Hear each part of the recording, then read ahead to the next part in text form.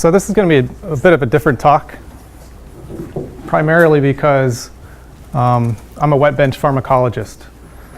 And I too was given this title, The Thicket of Challenges in GPCR Molecular Pharmacology. But actually that worked out pretty well. So it kind of gave me a nice framework upon which to base my talk. So I embellished it a little bit. So I added paradigm shifts, bring new opportunities and new hurdles. And that's very true. So what I want to do is I want to focus more on the target, okay, instead of the method. Because I want to give you guys the motivation. I want to make a compelling case for why this is important, why deep learning methods are important in drug discovery.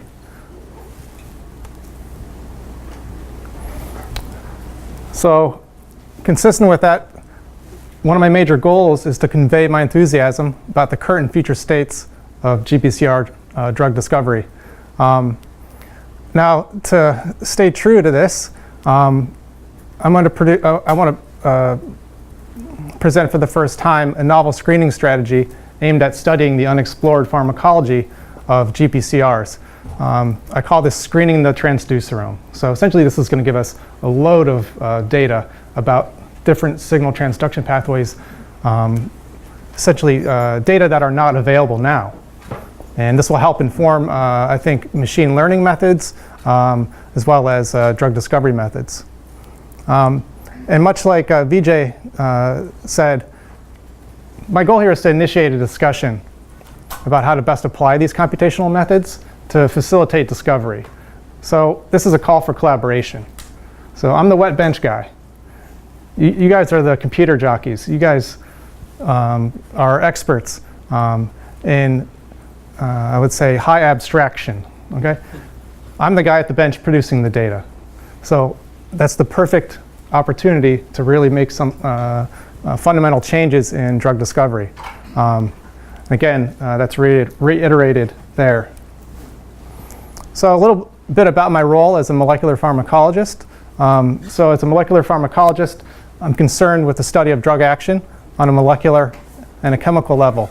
Now this is in order to discover and validate new therapeutic strategies to help improve human health. Now as molecular pharmacologists, we're naturally collaborative, just because pharmacology as a discipline is multidisciplinary.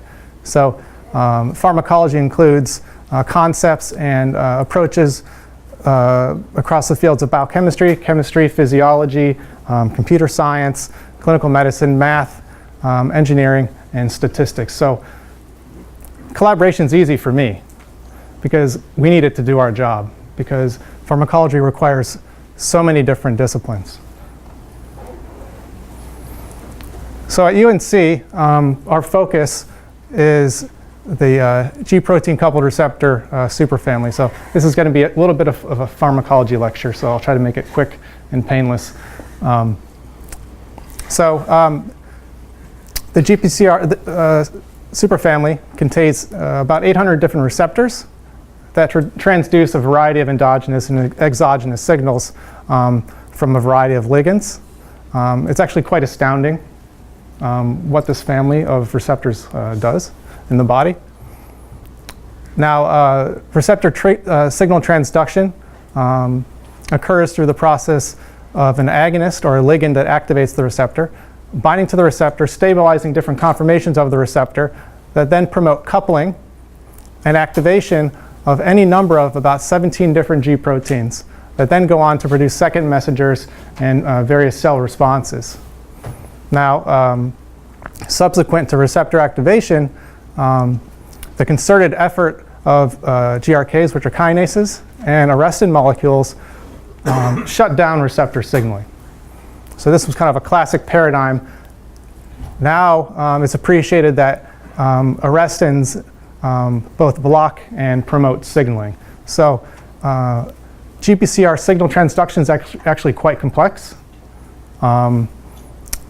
But it's actually very understudied, because we're only looking at a handful of these G proteins, and that'll become apparent later on in the lecture.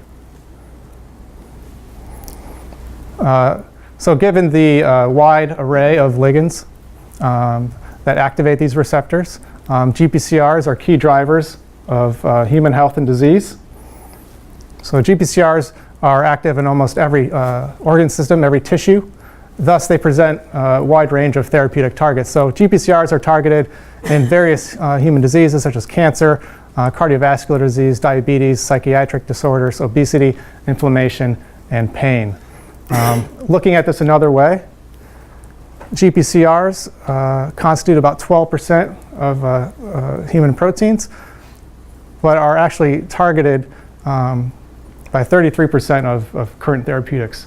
So these are really, really important drug targets. I'll just go over this briefly, but just to give you some context, because GPCRs have been so important in human physiology or pathophysiology, they've been widely studied. So we've evolved essentially from this kind of abstract concept of chemoreceptors in the early 1900s to discrete molecular entities with defined structure and function. So that is a huge advance. Right around the turn of 21st century, the human genome was sequenced, thus revealing the full complement of GPCRs. There's 800 of these things in the body. But as you'll see later, we know little about the majority of these receptors, which is quite astounding given everything that they do in the body. Subsequent to the sequencing of the genome, there are advances in assay technology that revealed that GPCRs can disproportionately activate different downstream signaling pathways. So this is called biased agonism or functional selectivity. So this has kind of reimagined or reinvigorated GPCR drug discovery, because it essentially gives us the opportunity to target therapeutic pathways and not target pathways responsible for adverse effects. So it gives us exquisite control over therapy. So it's kind of I look at it as a second layer in drug therapy. So the first layer, you have affinity for your target of interest and selectivity for that target. And the second layer, once bound to that target, we can tune and dial in which pathway we want to activate or inactivate. So it's hugely powerful. And currently, advances in GPCR structural biology and computational approaches are ushering in what I consider another golden age of pharmacology. And this has launched this field of structure-based drug discovery. But hold on a second.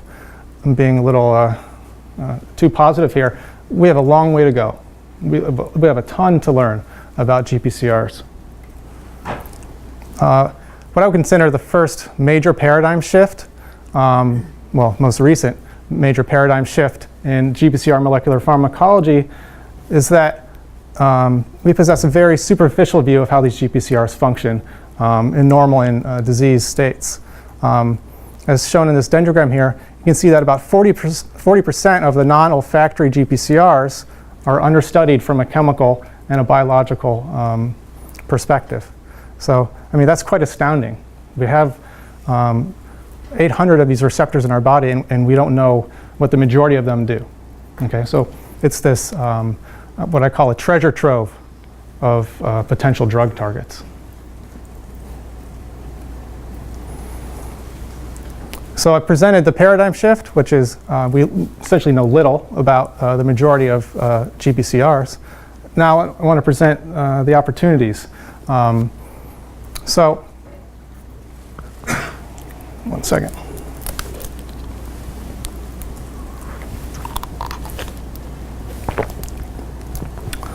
So going off of the fact that well-characterized GPCRs play key roles in human health and disease, it follows that orphan or these understudied receptors have untapped therapeutic potential.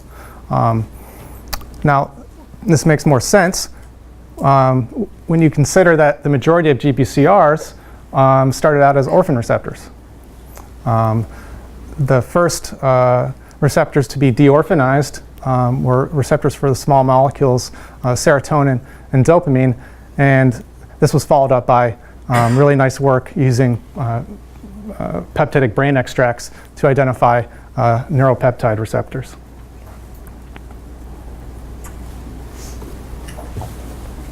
So there are a lot of challenges. This is not straightforward, okay? Finding these tools or these endogenous molecules to interrogate the function of orphan receptors is very tricky. This is because interrogating receptors en masse in a parallel and simultaneous fashion is currently beyond what is technologically and economically feasible. So the first hurdle here is uncertainty about which signaling pathway we're quantifying. So remember that we know nothing about these receptors. So how do you screen a receptor when you don't know what you're looking for? Is it calcium flux? Is it IP generation? Is it some other readout in the cell? So it's very tricky to screen orphan receptors. So in the past, functional assays have typically used readouts that have used native or forced coupling of receptors to different G proteins. But again, we've only focused on a handful of these G proteins. So what about the remaining 12 or so G proteins? No one knows anything about whether or not these receptors will signal through these other G proteins. As you could imagine, this would be very hard to test in parallel, and you run the risk of missing active compounds. And the second hurdle, it relates to chemical diversity of these libraries. So which class of compounds do we screen? Obviously, larger libraries with diverse chemotypes are preferred. So we've gotten around the first hurdle by innovating at the bench. So we've devised a universal screening platform, which we've termed Presto Tango, to essentially act as a general screening platform. Now, this assumes that the majority of receptors will recruit arrestin, and this is a pretty good assumption that arrestin recruitment is a consequence of GPCR activation. I guess just to familiarize people with dose-response curves, I don't know how familiar you guys are with dose-response curves, but essentially it's a sigmoidal dose response to the agonist. So here at low concentrations of drug, you see no response, and as you increase the concentration of drug, you get a response which maxes out at a plateau point that we'll call an Emax. And this will come up later in the talk. So in the spirit of collaboration, we've generated a very large panel of these receptors as an open source resource. So this GPCR panel contains about 328 different codon optimized synthesized receptors. This is freely available through Adgene, as well as the PDSP program at UNC for screening. So these are the sorts of platforms, and these are the sorts of data that we would provide to a collaborator to develop machine learning methods. Now, together with the Choiquette lab, we've overcome the second hurdle. So we've started to address this issue of chemical diversity. And we've done this by integrating physical and computational methods to identify tool molecules from tens of millions of virtual compounds. I'm not going to really go into this in any detail because I'm guessing Brian's going to talk about this a little bit. But I'll just provide a very brief overview in the next slide. This discovery of tool molecules is part of a larger NIH initiative. It's kind of a sea change at the NIH, where they're now funding discovery efforts. So this is a larger initiative to illuminate the druggable genome.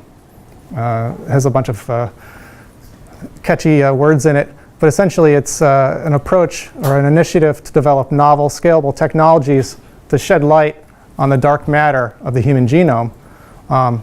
And this will, in turn, identify new biology and thus new therapies. So in addition to GPCRs, this has been extended to other protein families, including ion channels, nuclear receptors, as well as kinases. So these are most likely additional opportunities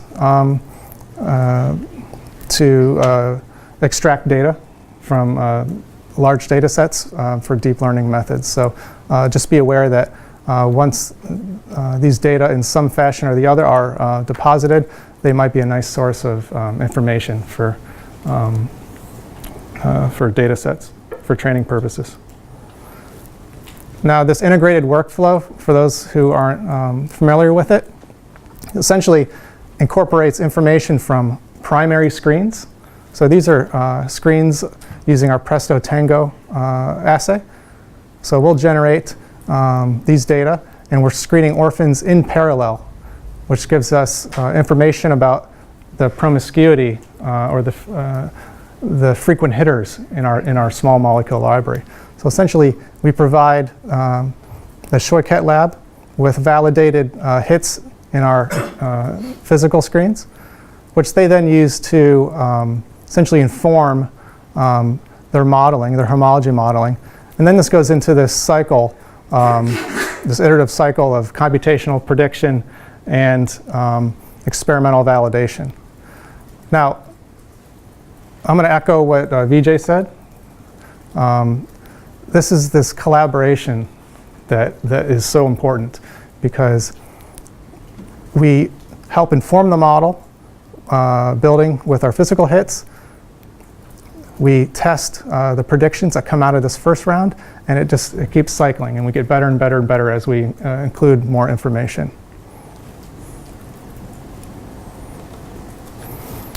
So this approach actually works quite well. So this integration of physical and computational approaches has identified novel chemical matter and will reveal new biology. So one case is GPR68, which is a proton sensing understudied receptor that lacks any good two molecules with which to interrogate its function in animals. So through this integrated approach, we've identified a small molecule positive allosteric modulator, which we'll call a PAM for short, OGRIN. We've also identified an allosteric agonist and a negative allosteric modulator of a related proton sensing GPCR, GPR65. And most recently, these data will be published soon. We've found novel chemical matter for an understudied primate-exclusive receptor that's associated with pain and itch. So through this integrated approach, we've identified a selective submicromolar agonist tool compound. So it works. It's pretty amazing that it works. So you're going from homology model building to virtual screening to experimental validation that these predictions are actually binding to the receptor and modulating its function. And to me, that's the future of drug discovery. So we need to further this collaboration to further develop these methods, and maybe unsupervised machine learning methods will help us get to that point quicker. Now there's a second major paradigm shift, which I discussed or I introduced briefly before, which is called biased agonism. So this is this concept of disproportionate activation of signal transduction pathways. And this is revolutionizing drug discovery as we speak. So in order to understand what biased agonism is, we need to know what it isn't. So according to the classic concept of efficacy, an agonist or a ligand that activates a receptor would bind to that receptor and activate all signal transduction pathways equally well. Okay?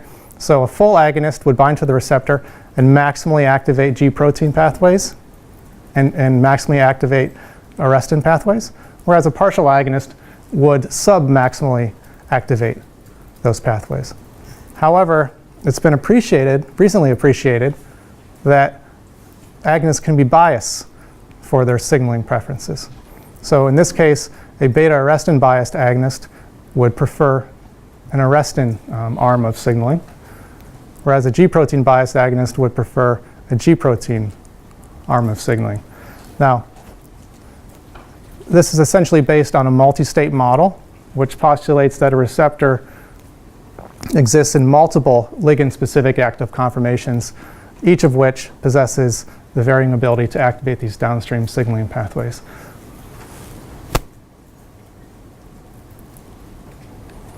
So the opportunities presented by bias agonism, I think, are pretty obvious by now. It can be exploited to exclusively target therapeutic pathways while sparing those responsible for on-target adverse effects. So in the past, we always worried about off-target effects. Okay? Now we can tease out the off-target effects, and we can tease out the on-target adverse effects. So it's an impressive way to, I think, tune your therapeutic compound. So G-protein, biased agonism has been proposed to be therapeutically relevant for several GPCRs. In particular, G-protein bias is thought to be therapeutic at the mu and kappa receptor, as well as the niacin receptor and the beta-2 adrenergic receptor for asthma. Whereas arrestin-biased agonism is thought to be therapeutically advantageous for parathyroid hormone signaling as it relates to osteoporosis, angiotensin receptor signaling, and adrenergic receptor signaling in cardiovascular disease. And then lastly, arrestin-biased agonism is thought to be advantageous for antipsychotic action at the dopamine receptor. I see that Ashish is here, so hi Ashish. This is his work. Well, lots of people's work, but I think the limit case example of biased agonism fulfilling its therapeutic promise is this GI-biased MORE agonist, or agonists, PRISM 21 and PRISM 130. So this is based on previous, this bias that's thought to be therapeutically relevant is based on previous in vitro and in vivo data showing that the GI arm of signaling is driving the analgesia, whereas the arrestin arm of signaling is responsible for these on-target adverse events such as respiratory depression, constipation, and intolerance. This is a big deal. So being able to separate analgesia from these dose-limiting adverse events is huge for pain management. So these two GI-biased agonists, PRISM 21 and Trevena 130, were able to achieve this separation. So as you can see in the plots down here, escalating doses of PRISM 21 reach the same levels of analgesia as morphine. And Trevena 130 is the other bias agonist. It has more transient kinetics, but it also achieves the same level of analgesia. So they're similar to morphine in their analgesia, but they lack the respiratory depression of morphine. Okay, so here's your differentiation. So we've essentially introduced a safer analgesic. Okay, hopefully less liability for addiction, and a whole lot safer with respect to respiratory depression. So lots of challenges presented by bias agonism. The main hurdle is that it's not straightforward to screen for biased agonism, and this usually requires a reference agonist, and that'll make more sense in the next slide. So this is because it's really difficult to extract meaningful information about efficacy from these complex cellular assays.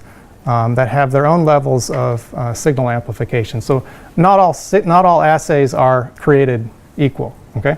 One assay for cyclic AMP may be highly amplified, whereas another assay may be less amplified. One way to deal with this challenge is to analytically kind of scrub out the amplification in these signaling assays. So several methods, a few of which are mentioned here, have been put forward to essentially give you kind of the intrinsic efficacy of the agonist, so the ability of the agonist to activate a receptor. So these are transduction coefficients, this equiactive comparison, and tau values. That's from a pharmacologic model, the operational model. So these are all pretty good. But again, we're still using cells, okay? Cells are essentially black boxes. We don't know what we're measuring. We think we're measuring one G protein activation pathway, but we are most likely getting a convergence of effects on that pathway. So it's really difficult to know what's going on at each individual signaling pathway. For machine learning or for any sort of chemoinformatics, signal amplification is a big problem, and I want you guys to be aware of it. So signal amplification will change the location of concentration response curves. So this is getting kind of down into the weeds of molecular pharmacology, but I just want to make you guys aware of this. So in a system that has high levels of amplification, you've got a full agonist in red and a partial agonist in blue. Under high levels of amplification, we see maximal signaling for both compounds, even though the blue compound is a partial agonist, okay?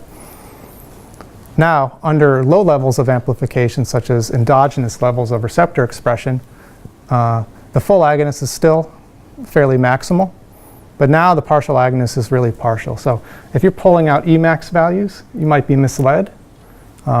These appear both full, but when you actually have the right cellular environment, they're actually true to their intrinsic efficacies. Same goes for EC50 values. These are affected perhaps even more because as you increase the amplification, the EC50 values shift left. Okay, so under high levels of amplification, the EC50 value lies further to the left. It appears to be more potent. Okay, so EC50 values, without any context to the actual experimental conditions, are misleading. So you have to be careful. This is a great example from my own data. So here we're looking at cyclic AMP generation in human embryonic kidney cells expressing the beta-2 adrenergic receptor. This is endogenous levels of expression. This is highly overexpressed beta-2 adrenergic receptor. We're testing isoproterenol, which is a full agonist, procaterol, which is a partial, and alpranolol, which is essentially an antagonist, considered to be an antagonist. Under endogenous levels of receptor expression, we have low amplification, and everything seems to be true to its efficacy. It's established, or we think is its established efficacy. Iso is full, procaterol is partial, alpranolol is essentially neutral, it's dead. It overlies the buffer control. Now, when we ramp up the amplification of the system, isoproterenol, its curve is shifted far to the left, still maximal. Procaterol, now it's full. Its EC50, its potency is all the way over here. And now alpranolol is an agonist, okay? So you gotta be really careful when you're extracting these sorts of data from databases because it's not really what you think it is. It's kind of a cautionary tale. So again, exercise caution when extracting data from databases. And this is because these databases employ a large number of different assay systems that have varying levels of amplification. But I must say that despite the issues, we and our collaborators have been able to successfully predict novel GPCR ligands or novel GPCR targets for known drugs. And we've successfully designed novel drugs targeting these receptors in silico, so based on these data sets. So you have to be careful what you're choosing. KIs are good. Those have been essentially scrubbed of any experimental artifact. EC50s, you got to be careful with. Emaxs especially. So here are the new data, the new approach. So if these cellular assays pose such a problem, why are we even using them? Well, it's kind of crazy to think that you could get any sort of signaling information from an in vitro assay, right? We add a drug to a cell or to a tissue, and we see a response. How could we ever predict signaling essentially in a test tube? Well, we can. And we can accomplish this by viewing GPCRs as allosteric machines. They're allosteric proteins. GPCRs essentially are conduits through which cooperativity flows from the agonist or the ligand to the transducer. Okay? This is how they transduce signals through the membrane. They're allosteric proteins. Work by our collaborators has shown that intrinsic efficacy of classic theory, again, this classic theory refers to assays done in cellular systems. This intrinsic efficacy is equal to the energetic effect that drives formation of an active ternary complex. This is old school cell signaling. This is allostery. We can exploit this in vitro. So this suggests that we can quantify signaling through different transducers in vitro by measuring just the cooperativity between the ligand and the transducer. And through classic linkage theory, you just look at shifts in the affinity of one of those allosteric ligands. This is actually nothing new. This was apparent around the time that the ternary complex model was established in the Lefkowitz lab in the early 80s. What they found was that essentially this measure of allostery, essentially the shift in agonist affinity, is equivalent or is predictive of the activity of that compound in a cell. So at the time, Bob said that this was heretical. He'd present this and people thought he was full of it. But in fact, it's theoretically consistent.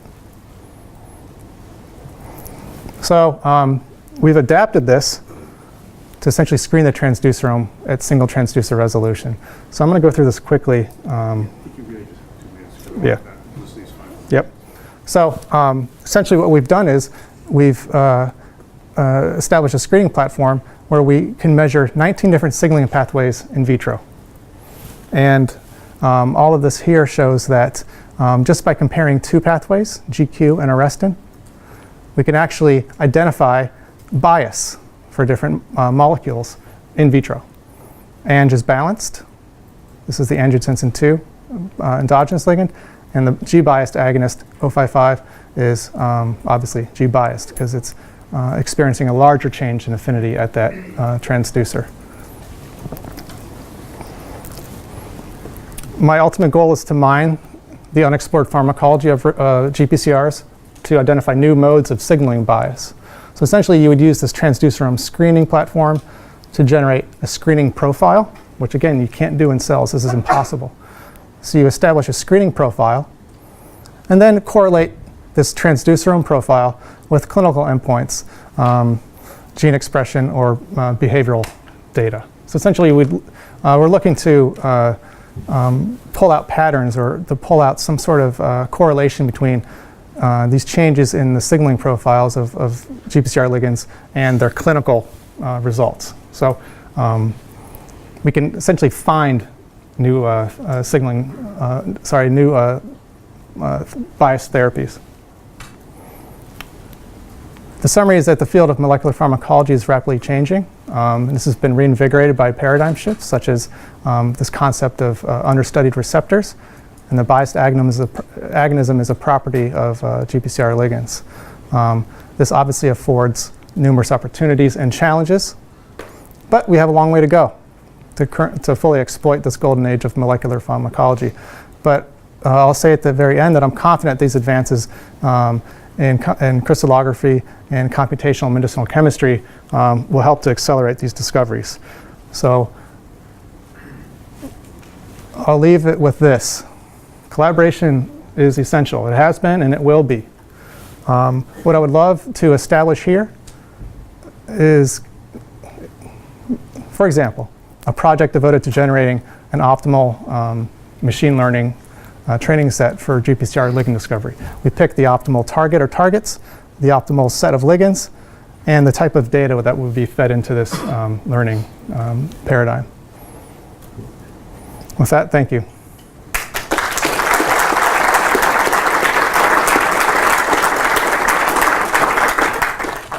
You have time for questions?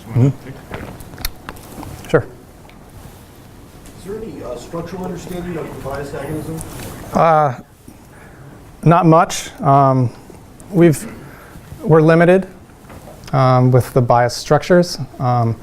Receptors that are bound to different agonists don't exhibit all of the hallmarks of an active receptor. There are slight differences in the pockets, but they don't look anything like they do when they're bound to the transducer or the heterotrimeric G protein. So we lack good biased structures. There have been some preliminary studies looking at this, but again, not until we have, let's say, the same ligand bound to a receptor, bound to two different transducers, and have those two conformations crystallize. Until then, we don't really know quite what's going on, but that would be the optimal case. Sorry, quick note. Could you repeat the question so the camera can pick them up? Yep. You've shown that moving away from arrestin biasing, you would reduce constipation and respiratory side effects. But then you mentioned that could lead to less addiction. Do you have any indication, or is that just a hope that it's a new drug and therefore it could be? Yeah, Brian Choquette's involved in those studies in identification of PRISM 21, so he could better talk about that. So sorry, the question was, is there any insight into the addictive liability of these GI-biased agonists? And the answer is, I think there are some preliminary data that suggests that it has less addictive potential, but that's still being worked out. You mentioned about the danger of interpreting the data without looking at the application level. Is an effort going back to the public database to maybe annotate, or what would you recommend for users of those databases to watch out for? That's tricky. So the question is, can you essentially transform or normalize the data to get rid of any of these confounds due to differential amplification? Maybe flag them in the database. Maybe look at Yeah, every value is scaled to the system that it was tested in. So you'd have to go back to the original data and analyze it in such a way to remove those confounds. That's tricky to do.